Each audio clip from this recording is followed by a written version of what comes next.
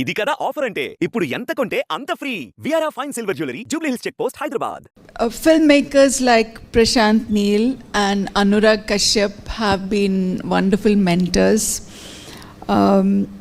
Prashanth has been mentor to my son Akhil, and I know when Akhil's faced the ups and downs like all actors do, Prashanth has been there for him and kind of pulled him out of the depth of despair and given him a lot of courage to go on. And Anurag Kashyap has done the same for Akshat. Yeah. So in this spirit of mentoring and giving and helping the younger generation see the future, I would love to invite Prashanth to tell us his story, because everybody sees the success of KGF and they see what you were able to achieve and this glory, but nobody knows about the journey that got you there and the failures that you faced. So over to you. I came to the film industry on a whim and a fancy. I think like most of us do, just a lot of glitter, till you start realizing that this is very serious. There's today if you ask me what goes into making films, I think there's a lot of common sense that goes into it, which you don't have initially, because it seems like an industry which is driven largely on passion. And I think there's more truth to that than just having passion. I think there's a lot of economics involved, and to see films, buy tickets, go see films, looks very, very easy from the outside. But I think knowing how,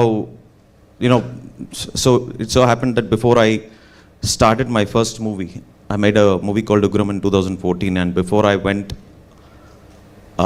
to shoot, I thought everybody who had made movies before were bad directors and I was just going to change everything. I took a couple of shots, and then I just wanted this movie to be watched by 10 people. So the perspective changed as you sunk deeper into this dream, into this haze. And I think more than anything else, I didn't have the right people around me. So getting into the industry without having the right people is like, filmmaking is not like tennis, where only one person is there on court and you don't really need anybody. It's like a cricket team, and you have to have all the other 10 players playing well. So I think I learned that very quickly, and yeah, that's about it to begin with. So I was told that you stalled the film and you taught yourself to edit. Yes. Can you tell us about that? Yeah, so I hadn't worked under anybody. I think I did it the very wrong way, and I learned only from my own mistakes. I tell a lot of kids who want to get into cinema that they should go and work under somebody practically, not because they can learn creativity, but they can learn what not to do by watching at least 5 other directors doing it. And I learned cinema by making my own mistakes, and I scraped out of it, probably because I'm that good. But I wouldn't suggest that to everybody. I don't usually like to tell those stories because it inspires. Because I sold the only piece of land that I had to make this movie. I did everything wrong in my first movie. So I didn't make money back, but I made a lot of name, which is probably half the things that you want right from making cinema, because your identity is as important as your product is. And I learned how to edit, I learned how to make better cinema with almost every day that I went to this sets, because I did not have practical knowledge of how to be on a set.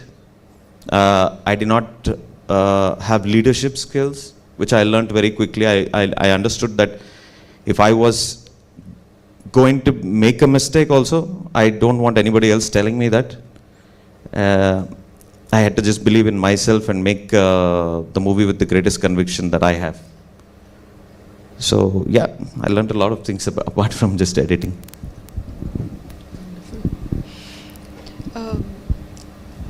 There were some questions that young filmmakers had for both of you, if I may refer to them.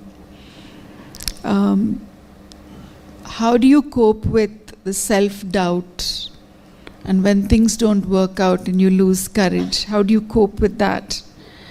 And what are the guiding steps for young filmmakers on this? I think we face self-doubt every day, especially when you're working on a project. So my go-to strategy for avoiding self-doubt, probably not the best thing to do, but is to ignore it. When you ignore your self-doubt and you just go back to the process, and I think you go back to the discipline of doing that same thing again and again and trying to get a different result or a better result, whether it's when you're writing a script or whether it's when you're shooting. You don't have that much freedom, but then when you're prepping for it, you can probably apply that. So yes, I mean, we all go through self-doubt every single day, every single hour. There are days when you're just staring at the blank piece of paper and you're doubting every single word that you've written, and you are pressing that command A and deleting all of that.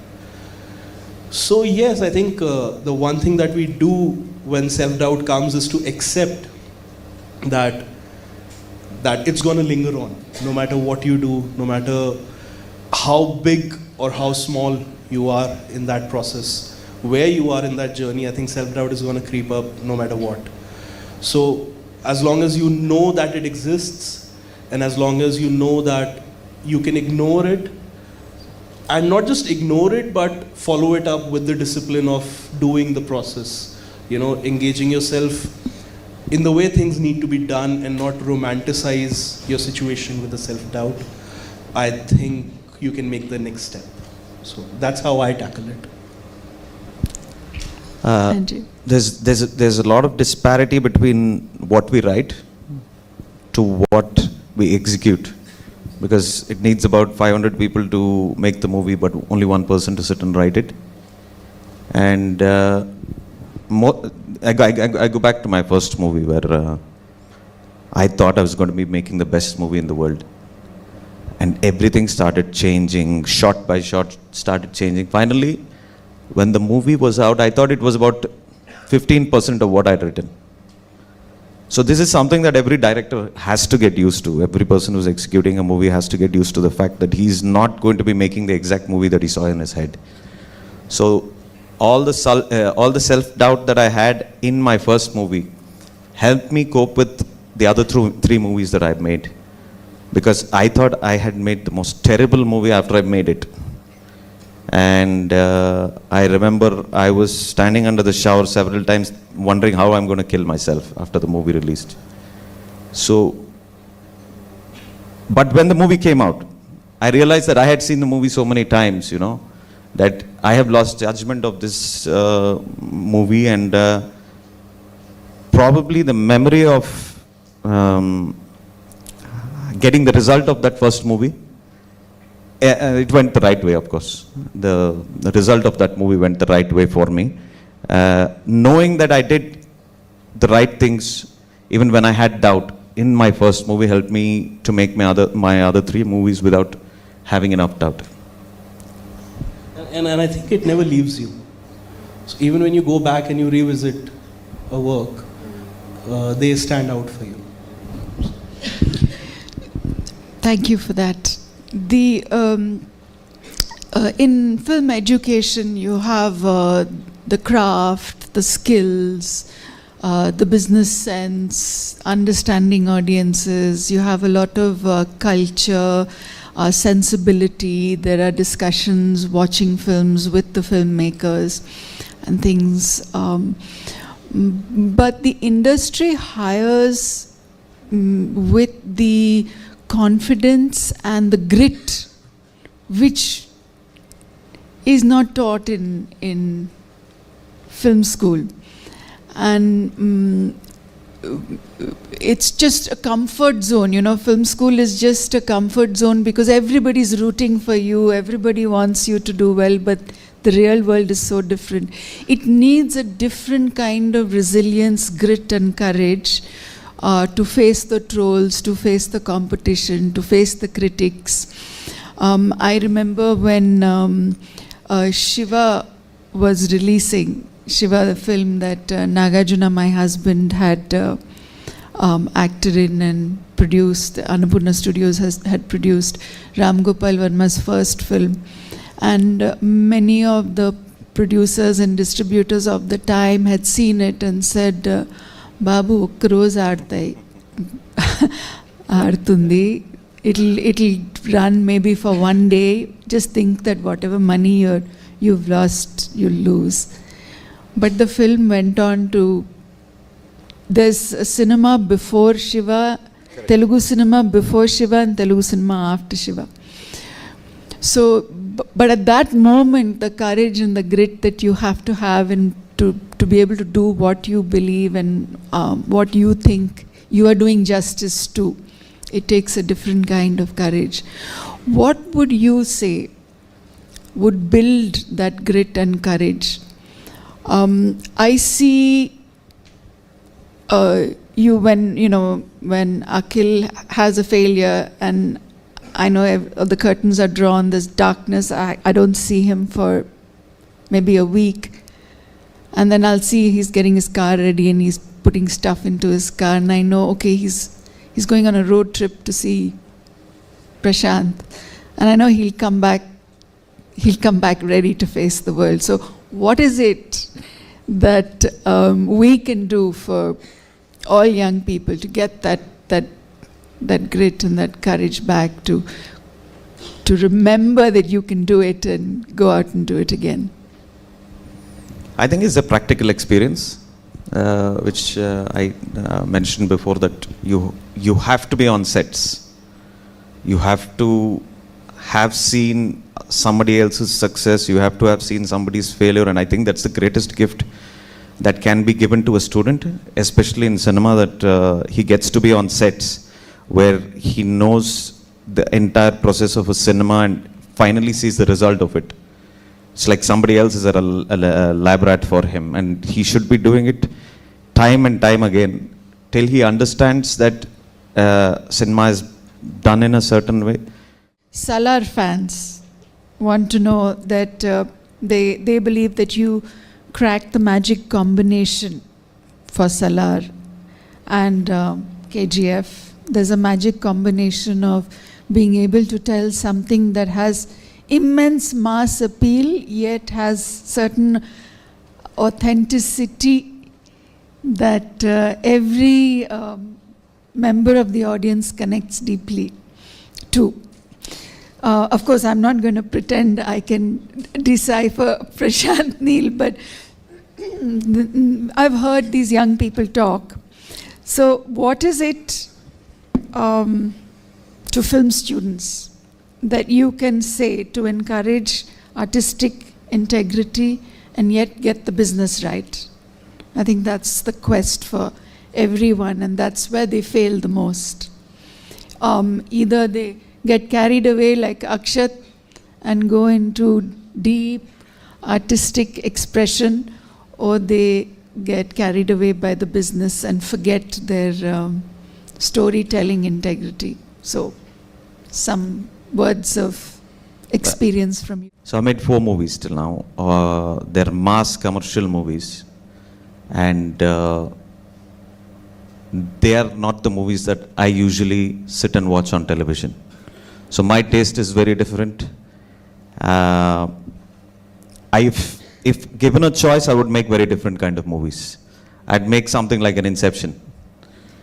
I'd make a love story, like Hum Aapke Hai Kaun.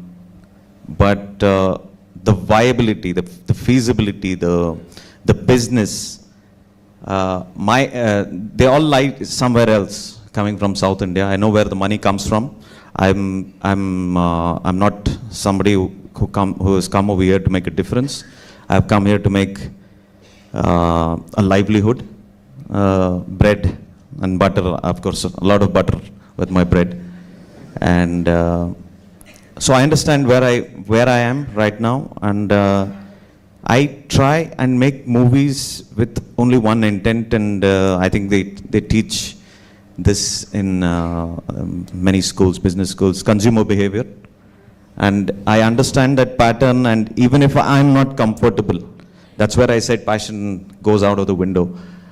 I might not be comfortable making these movies. I probably want to make movies that I want to make, but I'll not do it right now. Because when it is only about economics for me. It's the creativity comes from basic necessities for me. I have to make a certain kind of movie. I have to make a movie for Prabhas. I have to make a movie for Yash. I have to make a movie for NTR. When I am making these movies for NTR or Prabhas or Yash, I can't make a Hum Aapke Hai Kaun. These are great words. I'll share this passage with you, by the way. And I'm looking forward to having you at film school and talking to the students, and I'm sure you would get energized, and they would be energized too. I don't know if we have time for questions from the audience, but I could ask. Sir, this question is, I am Ramlingeswara KV, Hi. founder of Neram. This question for you, Mr. Prashanth sir. While before making the movie, when the story in the script level, that is the vision of the director. He prepares everything script level. In your vision, who you think as a hero? Is it yourself or any other person?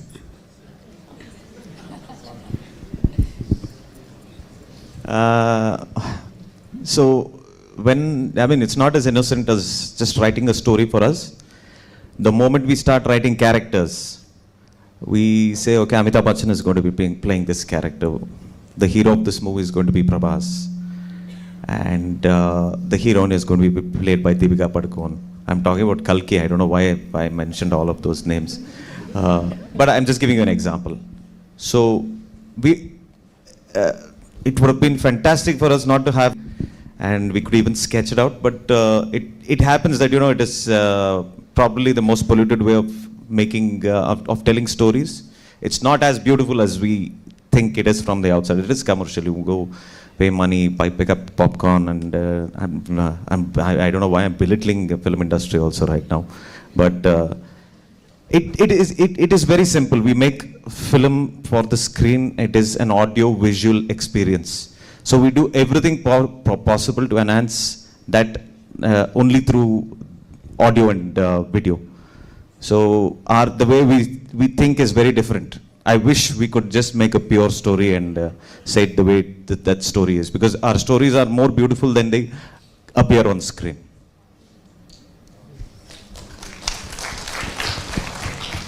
So actually this is in the relation of what you were also talking about, Can you see me? Yeah, I can see it. Okay. So you talked about consumer preference and economics game, and this is one of the phrase which has also been going around is that do we live in a consumer driven economy or do we live in a production driven economy, right? And in terms of even in media, what kind of films are being produced? You're watching, like, let's say 2 films in a week, it's accounting to 3% or less than 3% of your time in a week, right? So if that is making you do something wrong, then there's something inherently wrong with you. So Well, I did warn you that the audience are not going to be the fans you're used to seeing. They're going to be a very different audience, a very evolved audience, a very responsible audience. Thank you so much for being such a patient and encouraging audience. It has taken a lot of courage and a lot of effort to make this happen, and I want to thank Harish for not giving up on us. And giving us this opportunity. But this is one of the first conversations about failure that I have been part of in film industry. Nobody likes to talk about it. Everybody's hurting too much, and everybody's in their own struggle. So thank you.